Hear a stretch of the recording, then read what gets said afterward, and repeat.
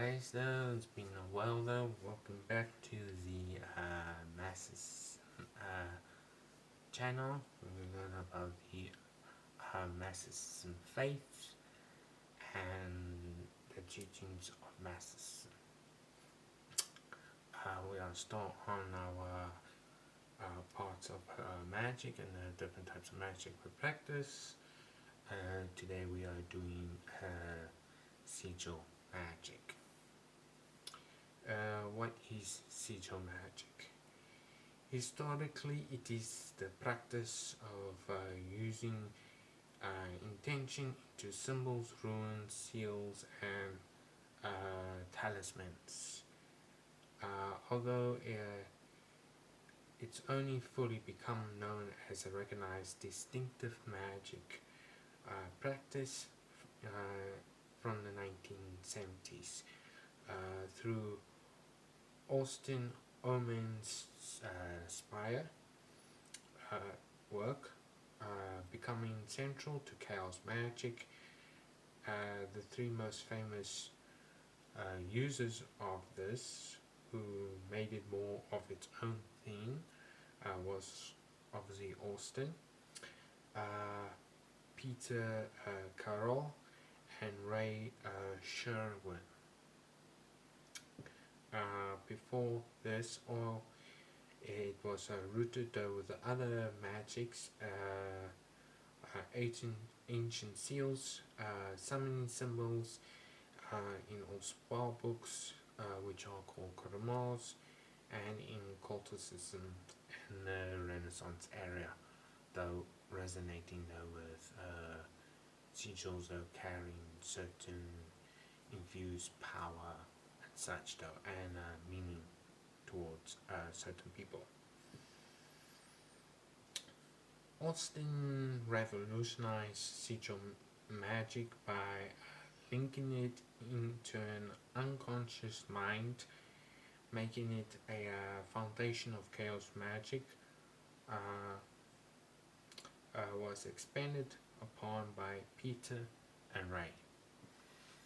Now, in Massicism, it is used as glyph work and energy channeling with a collective power behind the sigil itself, as this falls into one of our power theories behind it all. Let me explain a bit more about the power theory. The power theory, this theory implies on the viewpoint that sigils carry psychic energy when used enough and placed in enough places, making the intention behind it stronger. An example used is the stop sign. It is a word in an octagon-like shape in a red at the beginning when it was just invented.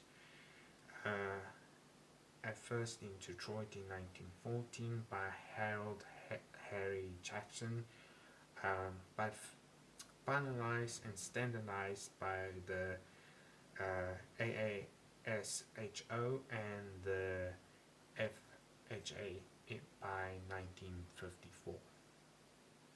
So during the time between 1914 and 1954, not many people associated it with stopping or being cautious.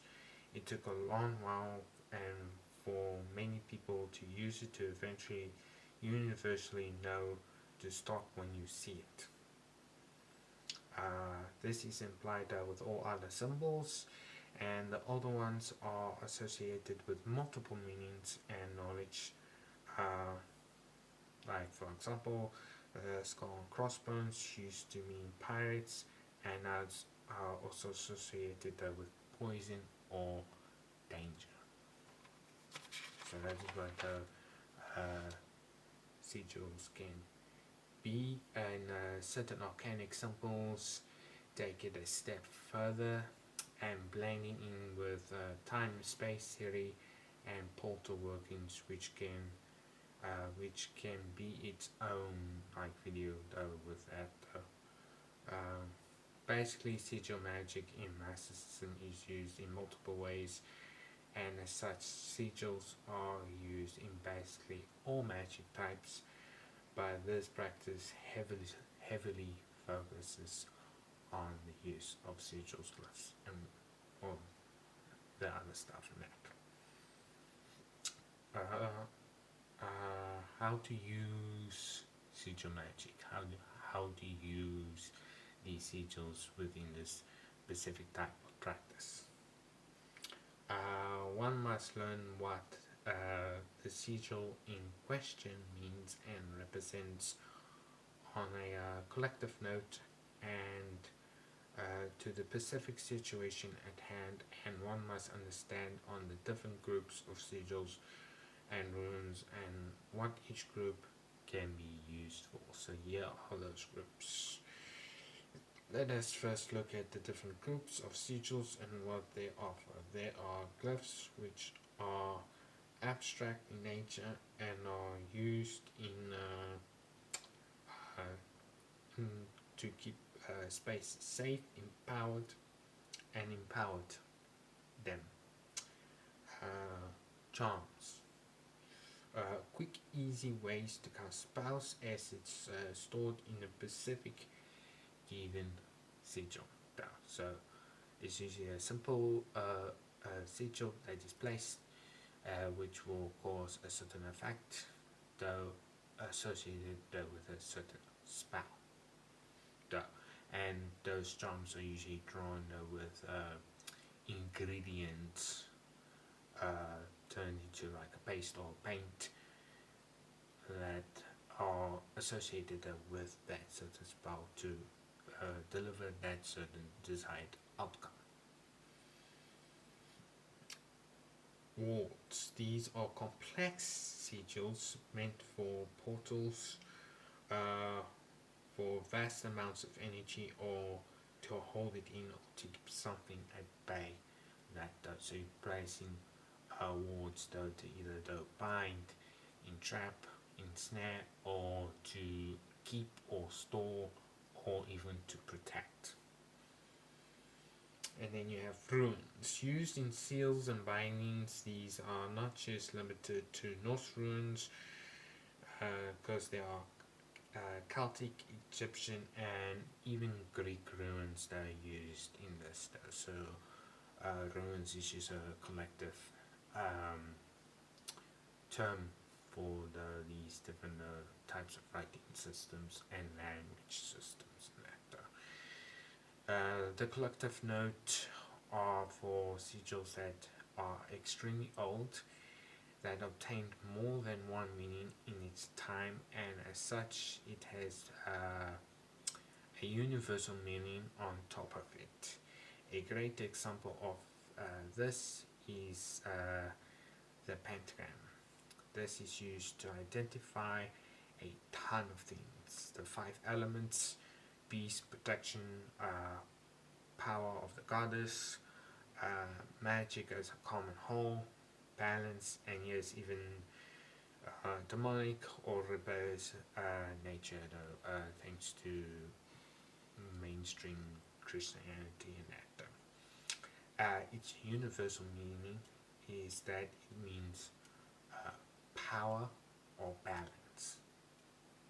So that's what it would universally mean. It universally means power or balance. Knowing what the sigil represents on a basic idea and a basic note is very important, as when you understand it even on a basic manner, you will know of its power and what it can do when you use it in any manner and such. So you will learn on what the specific sigil you're using can do if you use it in a good way or if you use it in a bad way. You'll learn of those two specific outcomes depending on how you use it. The psychology of sigils and that. Now this is just a basic opinion, though take this with a slight grain of salt on it, because I'm not anywhere near a license to be psychiatrist or give advice on that. But this is just the commonly known general knowledge behind the psychology of sigils and symbols and all of that. Those sigils and symbols do affect a person's psychic way and a mental thinking, as it can inspire fear, love, excitement, and faith. With just by looking at it, or sometimes by calling it by its name, one will be able to see it mentally and be affected by its intended purpose.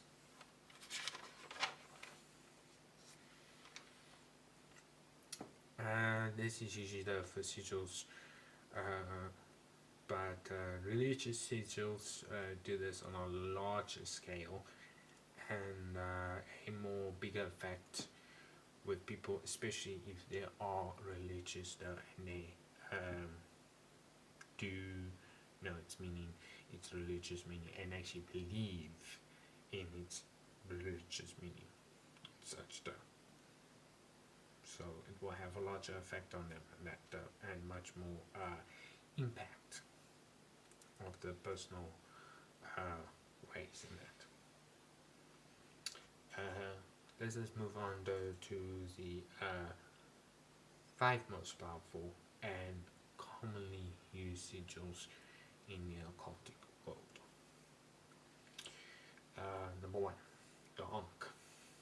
It is ancient in Egypt, representative of eternal life, divine protection, connection between the gods and men. But it represents those aspects in that, and is commonly known to be a symbol of immortality and that and such. The Ouroboros, though, the internal serpent, comes out from the ancient worlds of Greece and Egypt and up until this day. It represents rebirth, infinity, and the life cycle of the cosmic unity.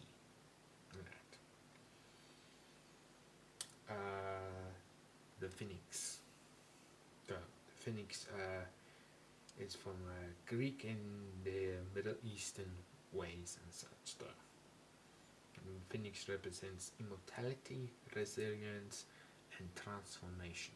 From the ashes it arises anew every time. The scarab beetle, again from ancient Egypt, though this is the most, I would say, the most well known though when you think of anything Egyptian. Represents rebirth, protection, and eternal cycles. And then the Valknot, which is from the pagan, Nordic pagan ways and that. This one represents death, transition, and divine power and such stuff. These sigils are older than some of the religions that made them popular, and they are induced with the human core values of life, death, rebirth, divinity, and protection, and such. Lastly, the power behind making a new sigil of yourself or for something else, that which you can actually design your own magical sigil and that, and you can either be imbue it with specifically being in sigil magic or with chaos magic or with for any type of magic practice that you associate with, and that it's just that you're gonna combine to the styles and the patterns of that magic practice, and that so that when other people use it, they can see it's associated with that. This is far more harder than you will think, because of the philosophy that states all things that one may think of making has been made before, as no person can think of something purely new.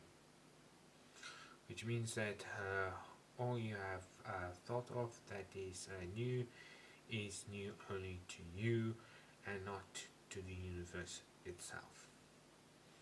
However, if you make a sigil that you place with intention of doing something, it holds power, and that power you may use it. Just note that someone may already know of it or has made it. There's a chance of that. Nothing is new, it's only the mind seeing it for the first time. I'll leave you off there with that quote, and I'll see you in the next video with the next magic practice that we practice. So remember to like and subscribe, and I'll see you